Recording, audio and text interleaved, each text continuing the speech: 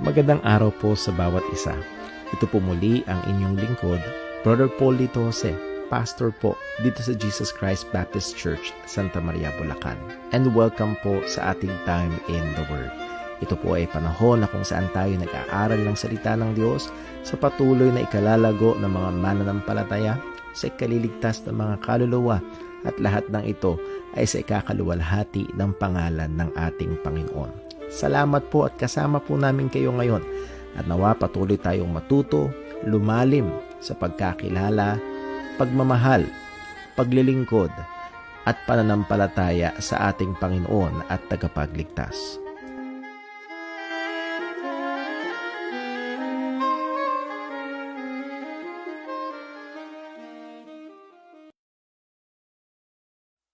Amen. Purihin po ang Panginoon at pasensya na ho, medyo late tayo nagsimula ngayon at kasalukuyan pa rin tayong naka-block ang pagla-live stream ng ating Facebook page ay kasalukuyan pa rin naka-block ng Facebook. And again, sa mga nagtatanong, nag-aalala, this is not a persecution. Kung hindi yung meron tayong ilang mga sinubukan noong nakaraan, nung Sunday morning, and view yun ni Facebook as somewhat suspicious and para daw maingatan at hindi magamit sa maling kaparaanan ay binlock niya yung personal account ko, so hindi ako makapag-live stream, and yung Facebook page ng church at kaya hindi makapag-live stream. So we're trying to work around it. And kaya ganito po ang ating hong kalagayan ngayon. So purihin ang Panginoon at meron pa rin tayo hong pagkakataon na magsama-sama at mag-aral ng salita ng Diyos. At tayo ho ay very much excited sa ating hong time in the Word. Una, galing tayo sa isang special episode last Wednesday. And it was really a blessing sa akin personal, great blessing at nakakagalak ho ang pagkilos at paggawa ng Panginoon at nandun na yung mga request for part 2 at nandun naka-fellowship natin, kamusta natin ilang mga kapatiran and they were very blessed, maraming natutunan, and not just here at JCBC, mayroon tayong mga kapatiran in many places ay naging malaking pakinabang po sa kanila. So purihin ang Panginoon and who knows, Lord willing, we will have a part 2 at makapag-usap patungkol sa mga bagay-bagay na atin pong pinag-aaralan. So, we would like to thank again Brother Mark Aksay and also Brother Cunard Aviva, and patuloy natin ipag-pray ang ating mga kamanggagawa na ito as we have studied nga sa nakaraan nating lesson about prayer and evangelism ay nahandoon ang pangangailangan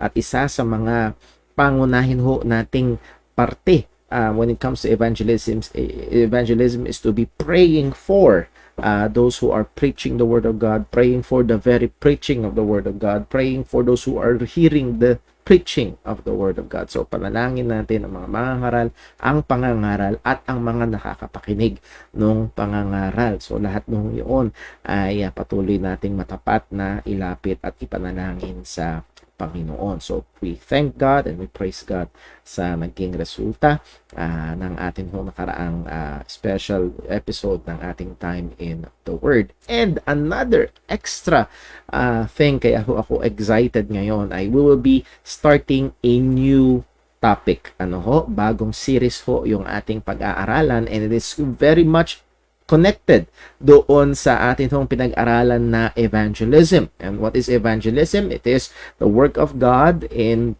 using Christians to share the gospel. And what is the gospel? It is the gospel of salvation. It's the person and work of Christ for our salvation.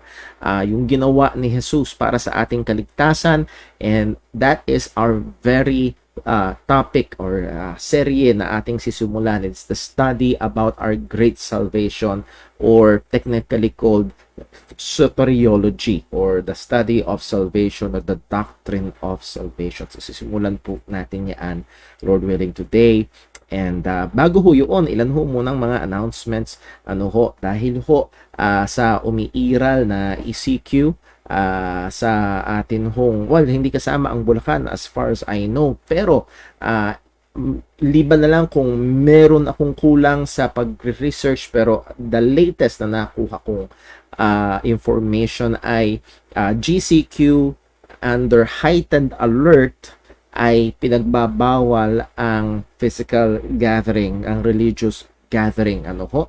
So, sa ngayon, we're still waiting for kung magkakaroon ba ng development po yan. So, kung meron ho, let me request, kung meron ho na mga kapatiran na merong more updated and clearer information kaysa doon sa nakuha ko, please send it to me para mapag-aralan po natin. Pero sa ngayon, ito po ang aking hong nakuha.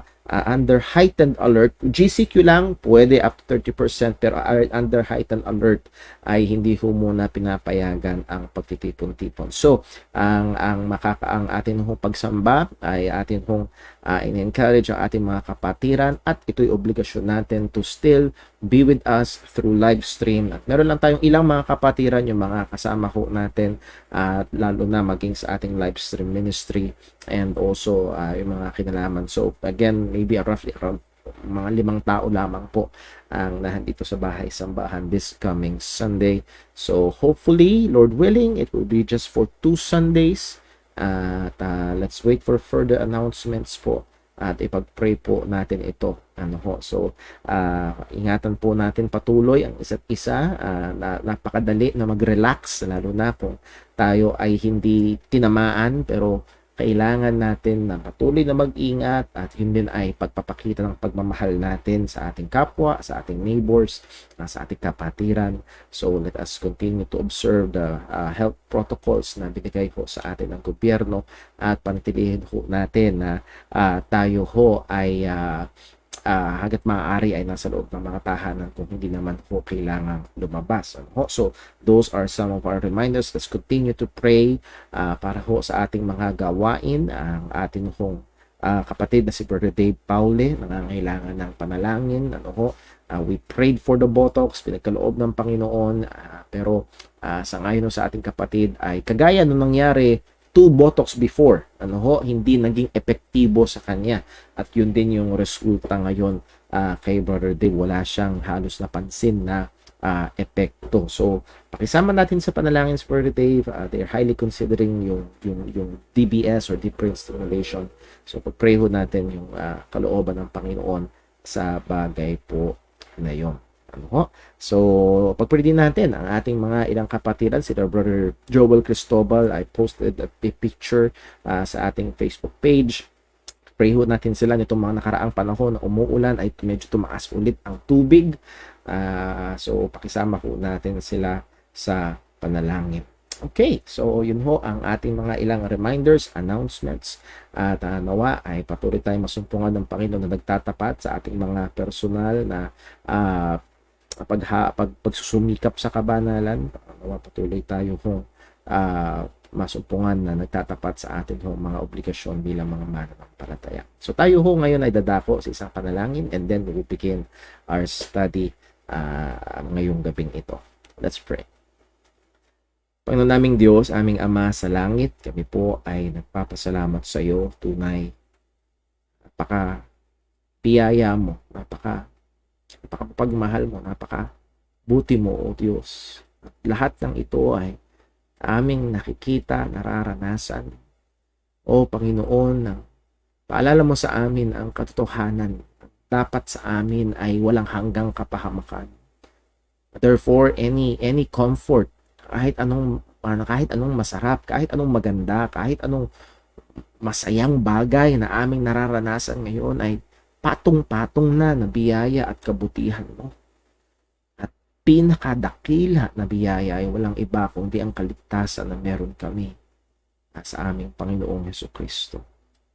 Lord, sa aming pong sisimula na bagong seri ng pag-aaral, wala kaming ibang nasa kundi lalo pang lumalim sa pagkaalam, sa pagkatuto, sa dakilang kaligtasan na ito na iyong ginawa. Ang resulta nito, O Diyos, ay patuloy nawang maging kapurihan sa iyong dakilang pangalan. Lalong pagmamahal sa iyo, lalong pagmamahal sa aming Panginoong Jesucristo, lalong kabanalan ng buhay. O Panginoon, ingatan mo kami, tulungan mo kami sa mga ito. Again, we do pray para po sa aming mga kapatiran na apektado ng mga ulan at baha. Maawa ka po, O Diyos, tulungan mo po sila, particularly sila Brother Joel Cristobal at ang mga kapatiran po doon sa Cainta Rizal. And also, we again pray for Brother Mark Aksay at si Brother Kiblat Aviva dun sa Thailand. Mas matindi, Panginoon, ang epekto ng pandemya sa kanila. Ingatan mo po nawa sila. Tulungan sa kanila pong pagmiministeryo. And Lord, nandoon ang mga napakadaming pakinabang na aming natutunan sa mga nakaraang pag-aaral and also last Wednesday. Tulungan mo nawa kami na hindi lang basta mamangha, kung hindi, Panginoon, ay magkaroon ng pagkilos, paggawa bilang tugon sa mga katotohanan na aming natututunan.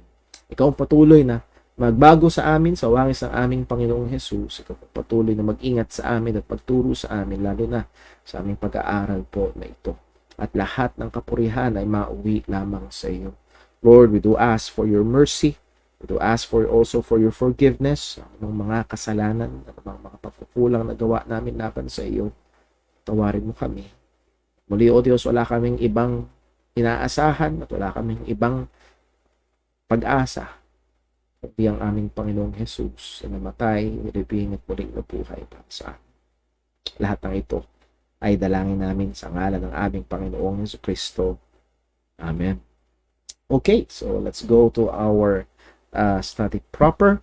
This is our slide. So soteriology, again, from the word soter, meaning salvation or savior. Soteriology is the study about salvation or the doctrine of salvation. At ito ho ay isang napakahalagang paksa sapagkat ang maling pagkaunawa ng doktrina patungkol sa kaligtasan ay magkakaroon ng epekto maging sa buhay ng isang Kristiyano, or much more ay magkakaroon ng epekto sa paghahayag ng ebanghelyo na baka mamaya ay kagaya nung napag-aralan natin noong mga nakaraan sa Galatians chapter 1 ay they're preaching another gospel which is not another kundi a perverted gospel. So nawa ay tayo ay maging excited, tayo ay maging tutok sa atin hong pag-aaral sapagkat ito ho ay isang napakagandang paksa. So tayo ho muna ay dumako sa ilang mga pangunahing introductory remarks at atin hong babasahin ng isang passage from Ephesians chapter 1. At gusto ko lang hong simulan ho natin dito bago tayo pumalaot sa pag-aaral at makita ho natin yung importansya, yung bigat, yung kahalagahan ng pag-aaral natin sa doktrinang ito. Bakit hindi dapat isipin ng isang tao, basta Brother Paul, ligtas na ako'y patungo sa langit, that's it. Well, dahil hindi yun lang ang kalooban ng Panginoon sa atin bilang mga mananampalataya. So let's read Ephesians 1 verse 15. Ang sabi ng salita ng Diyos sa ito, "Wherefore I," and that is Apostle Paul, "also after I heard of your faith in the Lord Jesus and love unto all the saints." Translation, after I heard that you're saved, narinig ko, nabalitaan ko ang inyong pananampalataya, ang inyong kaligtasan. Anong ginawa ni Pablo? "Cease not to give thanks for you, making mention of you in my prayer." So, si Paul ay laging nagpapasalamat sa ginawa ng Diyos sa pagliligtas sa mga Kristiyanong ito sa Ephesus, and also nahandoon yung pananalangin niya para sa kanila. Ano yung pangunahing prayer request ni Apostol Pablo para sa mga Kristiyano? Verse 17, "That the God of our Lord Jesus Christ, the Father of glory, may give unto you the spirit of wisdom and revelation in the knowledge of Him." So, ang focus ng panalangin, prayer request ni Pablo para sa mga Kristiyano is to gain more wisdom, to gain more knowledge, to know more of the revelation of God. Lalo pang lumalim, lalo pang lumawak sa pagkakilala, sa pagkaunawa patungkol sa mga bagay sa Panginoon.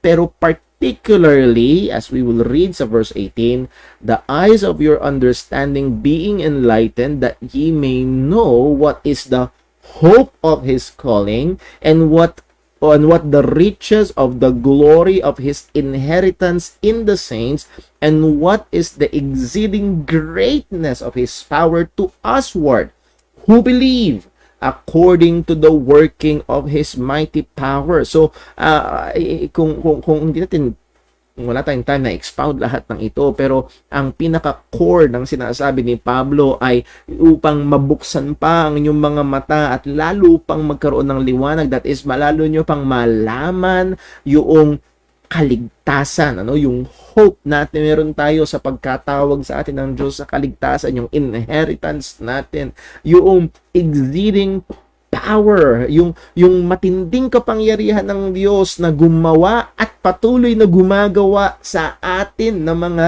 sumasampalataya. And that is again all in our salvation. Verse 20, which he wrought in Christ when he raised him from the dead and set him at his right hand in the heavenly places, far above all principality and power and might and dominion and every name that is named, not only in this world but also in that which is to come. Again, ang dami natin pwedeng sabihin, pero verse 20, it is wrought in Christ, this salvation, itong makapangyarihan, napakadakila na kaligtasan na ito. It is wrought in Christ, in His death and resurrection. And itong salvation na ito, ang sabi ay far above principality and power and might and dominion and every name that is named, not only in this world but also in that which is to come. So again, this is really an eternal salvation. But if we will go back to this verse 15 and so actually verse 17 and 18, na ang request ni Apostol Pablo sa Panginoon ay ang mga Kristiyano ay simply put lumalim pa sa pagkaunawa, sa pagkakilala. By the way, di pa pala tapos. Verse 22, and had put all things under his feet and gave him to be the head of over all things to the church, which is his body, the fullness of him which filleth all in all. Anong point? It is God's desire that all believers would grow deeper in knowing and understanding the great salvation He has worked out through Jesus Christ. Kalooban ng Diyos, gusto ng Diyos, actually utos ng Panginoon na tayo ay lumalim pa, lumawak pa ang ating pagkakilala, pagkaunawa sa dakilang ginawa niya na pagliligtas sa atin. So again, if this is the prayer request of Apostle Paul, it should be our prayer request also. Magandang ito rin ang ating panalangin para sa atin, at ito rin ang panalangin natin primarily para sa mga ibang mga mananampalataya. As we have said, kailangan kingdom dominant ang atin mga prayer requests. Yes, we pray for our daily bread, pero bago yun ay mga nangunguna ang mga spiritual na bagay, at isa ito. Marami tayong mga kapatiran sa JCBC, pag tinatanong ang prayer request, kailangan spiritual growth. Well, narito ang isa sa mga area, sa mga spiritual na mga bagay na gusto at kalooban at malinaw na salita ng Panginoon na gusto ng Diyos na kung saan tayo ay mag-grow. And that is sa pagkaunawa natin, pagka-appreciate natin ng dakilang kaligtasan na ginawa ng Diyos para sa atin. So I hope that dito pa lang ay isang challenge na ito, isang encouragement na ito upang tayo ay talagang magbigay pansin sa pag-aaral, and not just to limit yung ating pag-aaral sa mga lessons na meron tayo dito. I would like to encourage, maraming mga literature na yes, of course, pangunahin ay ang Bible, and doon tayo babase sa lahat ng ating pag-aaral. But God, as we have said, God in Christian history ay nagbe-bless sa kanyang church ng mga gifted people, theologians, na kung saan ginamit ng Diyos para sumulat ng mga dakilang bagay patungkol sa kaligtasan. So there are many books. Kung merong gusto nyo ng suggestions, pwede kayo nyo kung i-direct message at magbibigay tayo ng ilan. Nevertheless, let's continue to our lesson. So some comments of Bible teachers on the greatness of our salvation. So meron tayong kinuhang ilang mga komento ng ilang quotations mula sa ilang mga Bible teachers na kung saan gusto ko lang makita natin, para lang maglaway tayo, ma-appetize tayo patungkol sa pag-aaral nitong dakilang kaligtasan na ito. Sabi ni Archibald Alexander, in comparison with salvation, all other subjects are trivial. To waste time in the pursuit of wealth or in the chase of sensual pleasure while our salvation is not secure is more than folly, it is madness. Wow, ang tindi nung sinabi niya. Pag kinumpara daw sa kaligtasan, ang ibang mga bagay ay mawawalan ng halaga. Again, hindi sinasabing walang halaga, pero pag ikinumpara sa halaga ng kaligtasan, ay mawawalan ng halaga. Pag sinayang mo daw ang iyong panahon sa paghabol ng kayamanan, paghabol sa mga sensual na bagay, habang hindi tiyak at ang iyong kaligtasan, hindi lang ito basta kamalian, kung hindi ito ay kawalan sa tamang pag-iisip.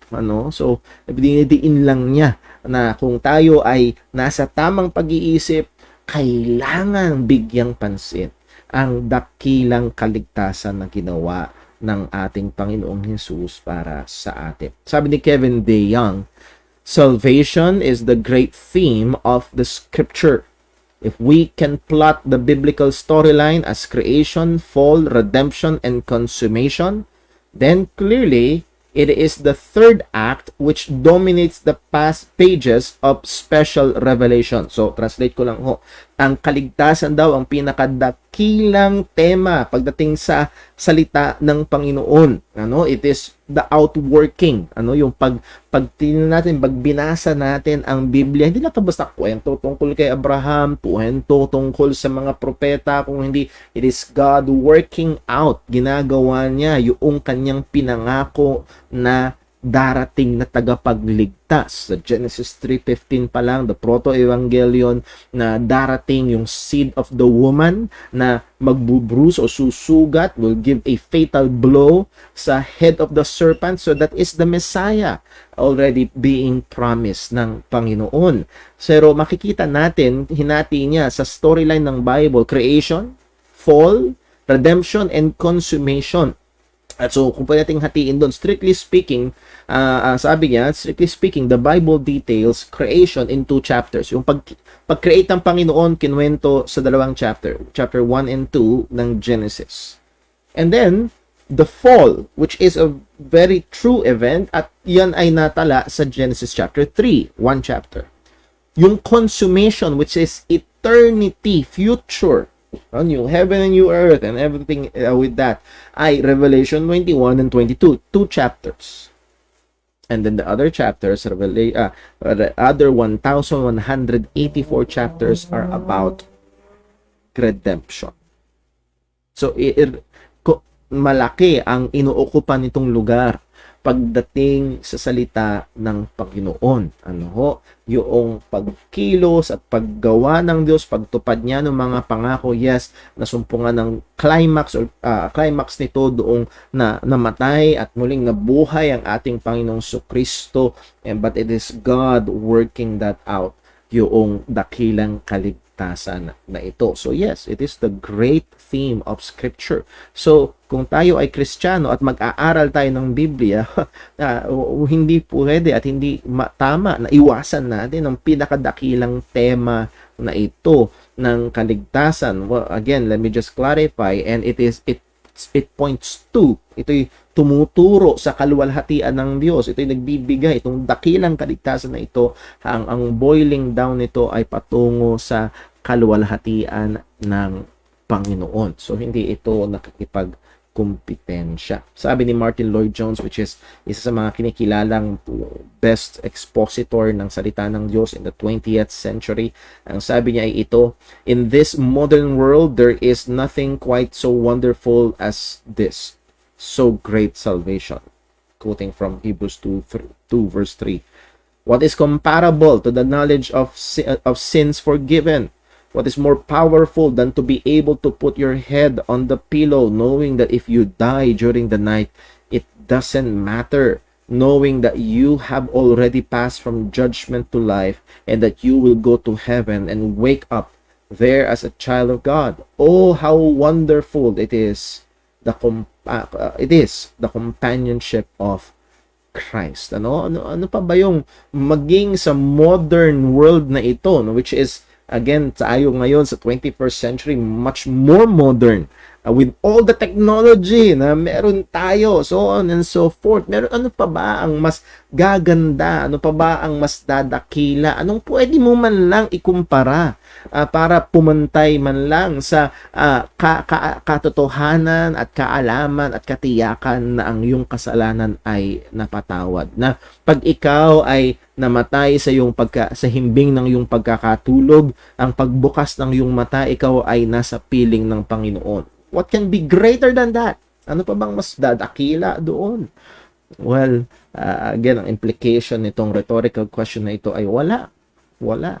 Kundi napakaganda at napakadakila ng katotohanan patungkol sa kaligtasan. At ito yung katotohanan na atin hong sa biyaya ng Panginoon ay pag-aaralan. So, let us go to some New Testament passages just to reflect on salvation, the greatness of this salvation. Ito yung kinote ni Martin Lloyd-Jones sa Hebrews 2 verse 3. Ang sabi niya, "How shall we escape if we neglect so great salvation, which at the first began to be spoken by the Lord, and was confirmed unto us by them that heard Him." So, tuksong-tukso kong expound ito. So, una, tignan muna natin. Ang sabi ho dito, great. That word great ay, ang ibig sabihin ng Greek word na ito is mighty or vast, pertaining to its magnitude. Yung kadakilaan nito, it's very large. Pinapakita yung importansya nito, yung value nito. So, that's how great our salvation. Napakakilang kaligtasan, At merong tanong ang author ng Hebrews, paano ka makakatakas kung wawalang bahalain mo itong dakilang kaligtasan? Gusto ko lang ipunto, hindi to kasama mismo sa pinakalas. Gusto ko lang ipunto, unawain natin itong verse 3, which at the beginning, which at the first began to be spoken by the Lord. Ito yung kaligtasan na sinasabi ni Jesus. And was confirmed unto us by them that heard Him. Sino yung them that heard Him? The official gospel witnesses. That is the apostles, His disciples, and then His apostles. So, point is, yung salvation na tinuro ni Jesus at yung salvation na tinuturo ng mga apostol ay hindi magkaiba. Kaya ako dinidiinan ito sapagkat I have met some, even Baptist, medyo na weird pagdating sa bagay na ito, na tila baga si Jesus ay nagtuturo ng ibang kaparaanan ng kaligtasan at ang mga apostol ay nagtuturo ng ibang kaparaanan ng kaligtasan. No, they taught the same great salvation. Now, para mas maunawaan natin ito ay tingnan natin yung verse 1 and verse 2. Pag binasa natin ang verse 1 and verse 2, which is wala tayong time para basahin ngayon, pero makikita natin na ito ay a comparison of the law delivered by angels. Sa book of Acts. Acts chapter 7 yata. Ako din nagkakamali ng tanda. Isa sa mga usual na language na ginagamit ng mga Hudyo. Yes, God gave the law through Moses, pero isa sa mga ginagamit nilang way to say it is dineliver ito ng anghel, ito yung dinala ng anghel. So just how they say it. So mababasa nyo sa verse 1 yun. In comparison sa law, yung kautusan na dineliver ng mga anghel, at ang sabi ng salita ng Panginoon, at yung mga lalabag sa kautusan na ito makakatanggap ng katampatang parusa. That's the point ng verse 1 and verse 2. Yung law na hindi nakakapagligtas, yung lalabag doon ay tatanggap ng parusa. Comes now the rhetorical question ng verse 3, how shall we escape if we neglect so great salvation? So what's this? It's an argument from lesser to greater. Okay? It's an argument. Para bang ganito, diba? Nabalitaan mo na sa isang lugar, kung yung ang magnanakaw, pinuputulan ng kamay, paano pa kaya kung nang rape? Kuhan niyo ho yun? It's an argument from lesser to greater. Yung ngang lumalabag sa kautusan sa Old Testament ay pinaparusahan. Paano ka makakatakas? Paano ka makakatakas kung iwawalang bahala mo ang dakilang kaligtasan na mismong sinaysay ng bugtong na anak ng Diyos at ng kanyang mga mensahero? Again, a comparison from lesser to greater, delivered by angels. Now it's spoken by our Lord. So again, kung meron nandito na hindi ka paligtas, magbigay ka ng matinding atensyon sa kaligtasan na ginawa ni Kristo doon sa krus, yung kanyang pagbabayad ng iyong mga kasalanan at kanyang muling pagkabuhay. Dahil kung hindi ka makakaligtas. Walang tsansa. Sasaluhin mo ang puot at hatol ng Diyos ng purong-puro. So the sense of the greatness of salvation raises the sense of urgency and responsibility. So again, as we have said, nandun yung urgency. Going back to sinabi ni Martin Lloyd-Jones, napakasarap na matutulog ka na alam mo mamatay ka man sa iyong pagkakatulog, ikaw ay gigising sa piling ng Panginoon. Paano kung ikaw ay matulog ngayon at hindi ka na magising? Saan ka kaya mumulat? And you will not escape kung yung winawalang bahala ang kaligtasan na ginawa ng Panginoon. 1 Peter chapter 1 verse 10 and following, ang sabi ho ni Peter ay ito, of which salvation, that is yung salvation na ginawa ng Panginoon para sa atin, of which salvation the prophets have inquired and searched diligently, who prophesied of the grace that should come unto you, searching what or what manner of time the Spirit of Christ which was in them did signify, when it testified beforehand the suffering of Christ and the glory that should follow. Tuloy natin, verse 12, unto whom it was revealed that not unto themselves but unto us they did minister the things which are now reported unto you by them that have preached the gospel unto you with the Holy Ghost sent down from heaven, which things the angels desired to look into. So dito ho, merong dalawa na gustong maunawaan at gustong makita at mas maintindihan pa yung kaligtasan. Una, ang sabi sa verse 10, the prophets, that is the Old Testament prophets, na nag-prophesy. Yes, sila ang nag-prophesy, pero ang sabi ay searching of what manner of time, paano, kailan, ano tong ibig sabihin ng suffering ng Mesiyas. So they search about it, hindi ito lubusang naka-revealed sa kanila. Pagdating sa verse 12, it was revealed to us. Ito ay mas nahayag sa atin, and that is the gospel of our Lord Jesus Christ. At ang sabi sa bandang dulo sa verse 12, which things, again, these things concerning our salvation, the angels desire to look into. Andun yung pagnanasa ng mga anghel. Heavenly beings ay nagde-desire na malaman nila ito, matutunan nila ito, maunawaan nila ito in that sense. So again, the Old Testament prophets did not have the complete picture ng salvation, which is more revealed sa atin to be fulfilled in the gospel of Christ. And even celestial beings are intensely interested in our salvation. Andun yung interest. So, magiging napaka-contradictory kung ang isang dumanas ng kaligtasan na yun ay walang interest at ayaw at walang pakialam at hindi gustong mas matutunan pa at lumalim pa doon sa kaligtasan na ibinigay ng Panginoon.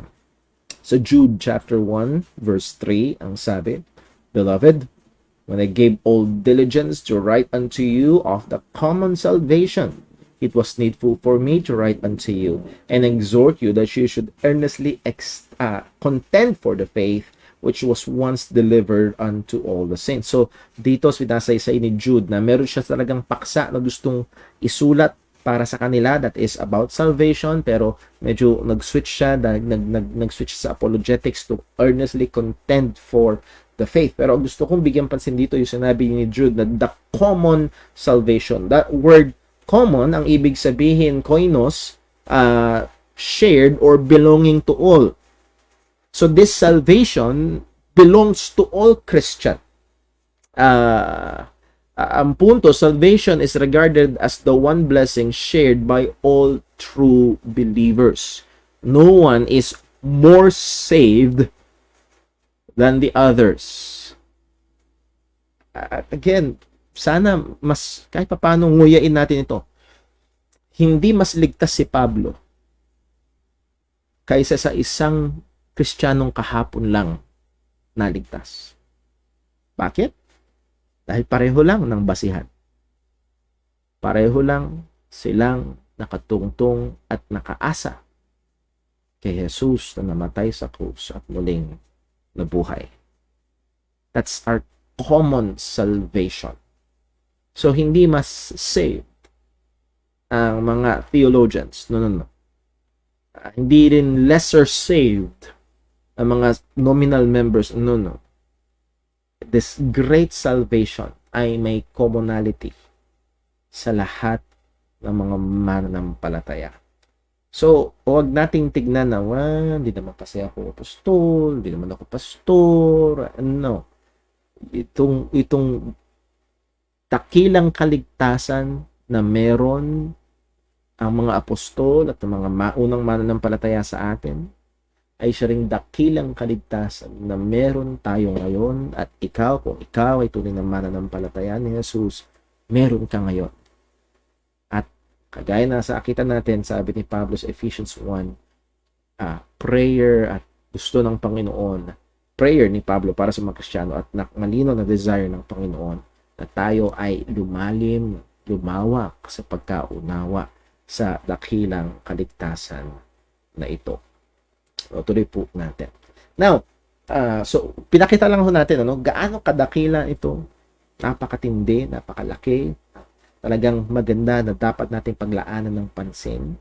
At yung kabilang banda naman, kaya kailangan natin pag-aralan ito sapagkat it's always been attacked. Panahon pa lang ng mga apostol, inaatake na ito. Panahon pa lang ni Kristo, inaatake na ito. Ang pinopromote ng mga legalistic Pharisees is salvation by works, by their traditions. Nung panahon ng mga apostol, Galatians, meron nang nagpipilipit ng ebanghelyo, and all throughout Christian history, ang katotohanan patungkol sa kaligtasan has always been attacked. Hanggang sa panahon natin ngayon, there are contemporary concerns about soteriology. Kaya kailangan natin itong bigyan ng pansin. At sa oras na natitira ho sa atin, sapagkat pagkatapos ngayon ng ating time in the Word ay magkakaroon ng online prayer meeting, tignan lang natin sigurong isa o dalawa. What are these some contemporary concerns about soteriology? Number one is the redefinition of the meaning of salvation. Isa sa mga dakilang concern ay nire-redefine. Alala ko ho yung sinabi ng aming teacher noon sa argumentation and debate sa Bible School. Ang sabi niya, the power to define is the power to control. Kung magwawagi yung definition mo, makokontrol mo ang usapan. Yun na lang nangyayari ngayon na LGBTQIA++, so on. They redefined gender. Nire-redefine nila gender fluidity. So again, kapag na-redefine yun, ay wala kang tutuntungang solid ground. Again, at yun ang problema pagdating sa salvation, pagdating sa soteriology, there are those who are redefining salvation. Dito sa note, salvation is being redefined away from its biblical connection with sin, God's wrath, and eternal judgment. Ang pag sinabi nilang kaligtasan, ang binibigay nilang kahulugan ay malayo na doon sa makikita natin sa salita ng Diyos, primarily sa Bagong Tipan, na itong kaligtasan na may koneksyon sa kasalanan, sa puot ng Diyos, sa ginawa ng Diyos, at sa hatol na darating na magpasawalang hanggan. So they are removing it from connection to this biblical truths. Kinakat nila ito at nire-redefine. Isa sa mga survey sa evangelical seminar, again, sad to say, mga seminarians, mga nag-aaral sa seminary sa US, sabi ni David Wells sa kanyang libro na God in the Wasteland, sabi niya majority understanding of salvation nung sinurvey ang mga maraming evangelical seminarians ay ito listed as the most important benefit when it comes to salvation. Ano ang pinakadakilang pakinabang? Ang mga lista nila ay ito: experience of inner peace, divine power, an ability to love others, and a sense of community within the church. And again, dun sa marami dito, merong katotohanan yun. Pero ang punto ay, yun yung ginawa nilang una. Hindi redemption, hindi forgiveness of sin. Hindi yung propitiation ng puot ng Panginoon. Hindi yung imputed righteousness ni Kristo. No, wala na yun. Ang nailagay, nasa unahan na listahan ay a sense of peace, inner peace. Yung iba, divine power, para kang may pagiging Diyos ka. Ability to love others and community, communal love. All benefits that are consistent with the values of therapeutic culture. So, yun. And sad to say, at nakakatakot, itong mga nag-aaral sa seminary ito, sila yung mga magiging teachers ng mga susunod na henerasyon. So, it really calls for na tayo, kagaya sinabi ni Jude, to earnestly contend for the faith, na tayo ay seryoso at matapang at maingat na ipakipaglaban ang pananampalataya. Again, sa context ng ating pag-aaral about salvation. So in our current local situation, lalo na dito sa Pilipinas, salvation is stated in a very vague statement like having relationship with God or with Jesus, and often tied up to present life worldly benefits. Dito sa kapag pinakinggan nyo ang maraming mga pangangaral, lalo na sa online ngayon, napakadami. So let's be very careful. Dito sa konteksto sa Pilipinas, ang kaligtasan ay madalas ikinukonekta sa malabong pagsasaysay ng, basta kailangan may relasyon ka sa Diyos, may relasyon kay Jesus, basta kailangan tanggapin mo si Jesus. At malabo, hindi defined. Anong ibig sabihin ng relasyon? Anong ibig sabihin ng pagtanggap kay Jesus? Ano yun? At madalas kinukonekta ito na pag nagkaroon ka ng relasyon, tinanggap mo si Jesus, pero peace, andun yung health, andun yung wealth, andun yung success, even miracles. Again, dun ikinukonekta. Yun ang salvation. Kadalasan pagdating sa kanilang mga sinasabi. Evangelical redefinition, new definitions of salvation to make it wider and easier. At dito nahuhulog ang maraming mga evangelicals. They profess, pinapahayag nila na sila'y mananampalataya ng ebanghelyo, si Kristo lang ang tagapagligtas, pero nire-redefine ang salvation na ginagawa itong mas madali at mas malawak. Di ba sinabi ni Jesus na makitid ang daan at makipot ang pintuan, o makitid ang pintuan at makipot ang daan, pero ginagawa nila itong mas malawak. Halimbawa, making it wider through views of inclusivism. Hindi exclusive, kundi inclusivism, isinasama. Marami silang gustong isama. Halimbawa na lang na nahagingan natin ito sa ating pag-aaral sa ating home evangelism is yung absolute universalism. Isa sa mga nagtuturo nito, nagpasikat nito si Karl Barth, that all without exemption will be saved. That is very, very wide. Kahit na merong iba nagtuturo, kahit ang diablo ay maliligtas sa huling araw. So that's very, very, that's the widest. That's the widest. Modified universalism. Ano ito? Pre-evangelism salvation. Bago pa nila marinig ang gospel, sila ay ligtas na. Sila ay, alam mo yun, because they're following the light na meron sila. Ano man yung light na yun, but they're following the light. Well, I am the way, the truth, and the life. Sabi ni Jesus, I am the light of the world. So, si Jesus din daw yun. And base sa kanilang pag-follow dun sa light, they're saved. Without hearing the gospel, kahit hindi na marinig ang ebanghelyo ng ating Panginoong Hesukristo. Again, isa sa mga proponents nito at ito'y hindi alam ng marami ang Roman Catholic Church.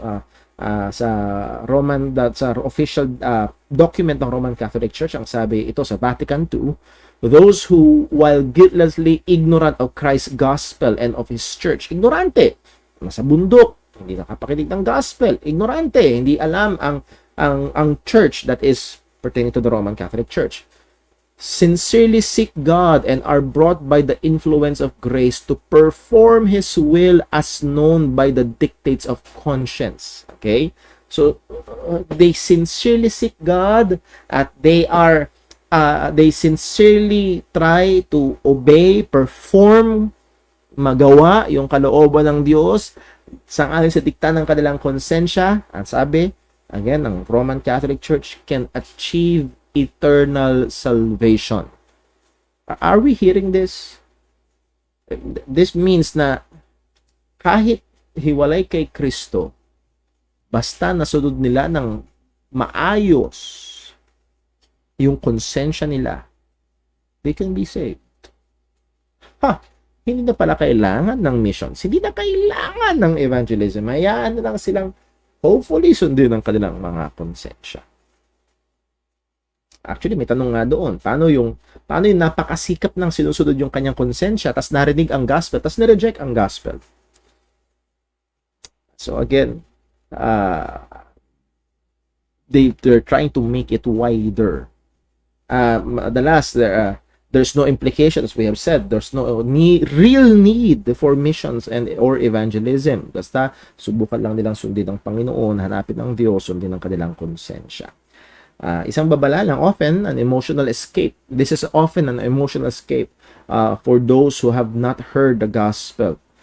Yung parang paano naman sila? Kawawa naman sila, no? It's unfair.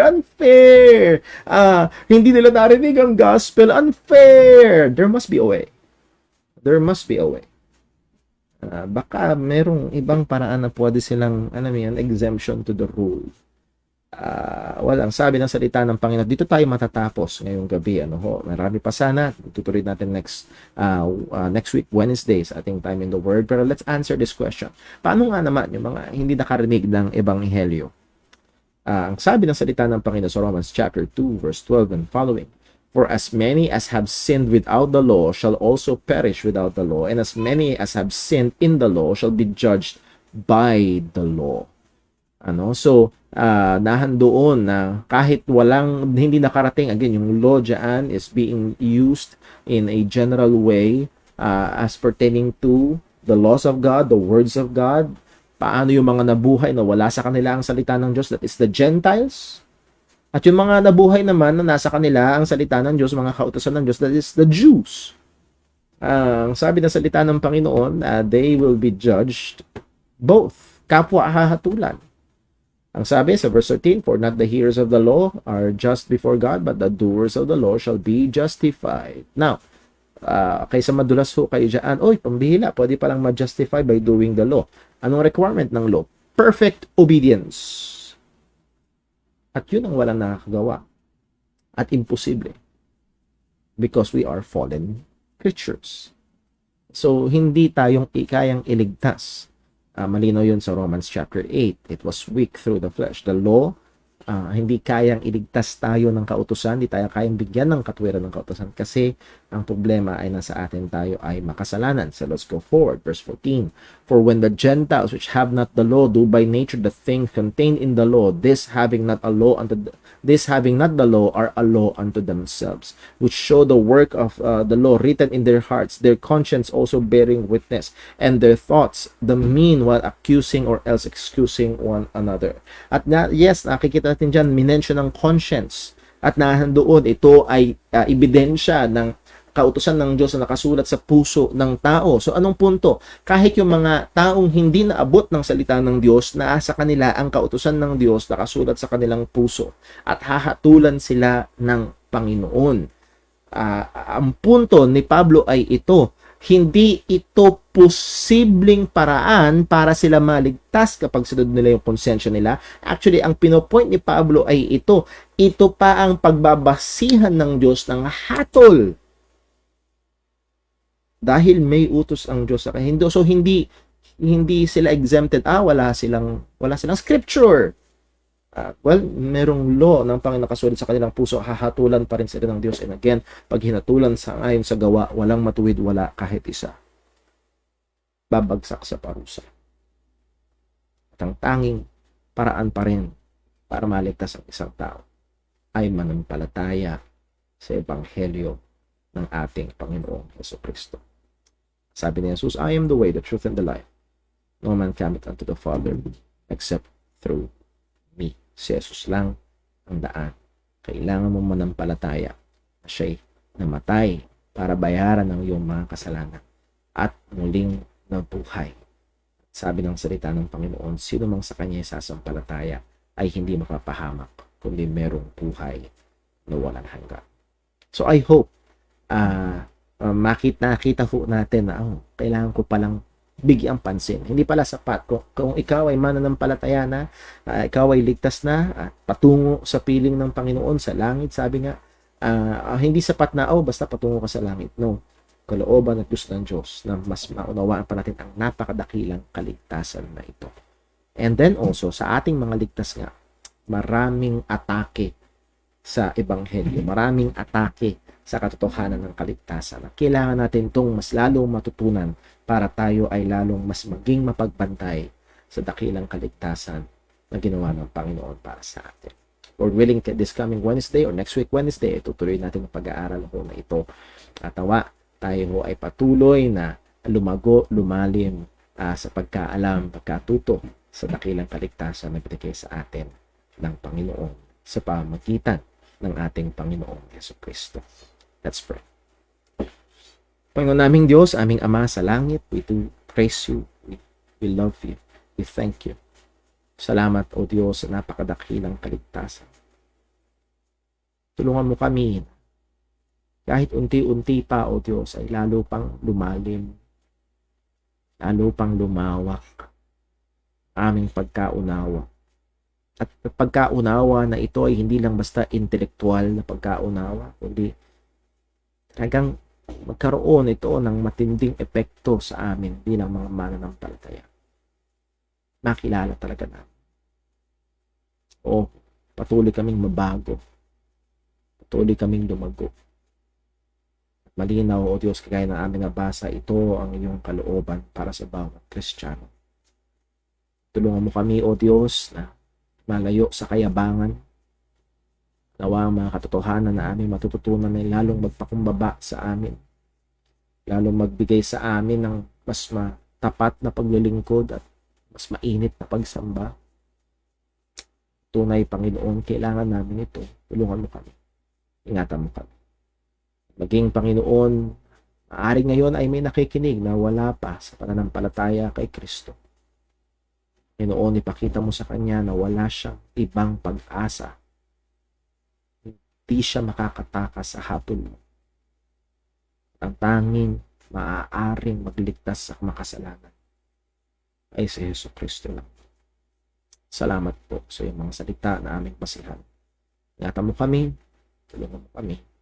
Maging sa aming pong pulong panalangin mamaya, ikaw patuloy na maluwalhati. Dalangin namin sa ngalan ng aming Panginoong Jesucristo. Amen. Well, God bless po.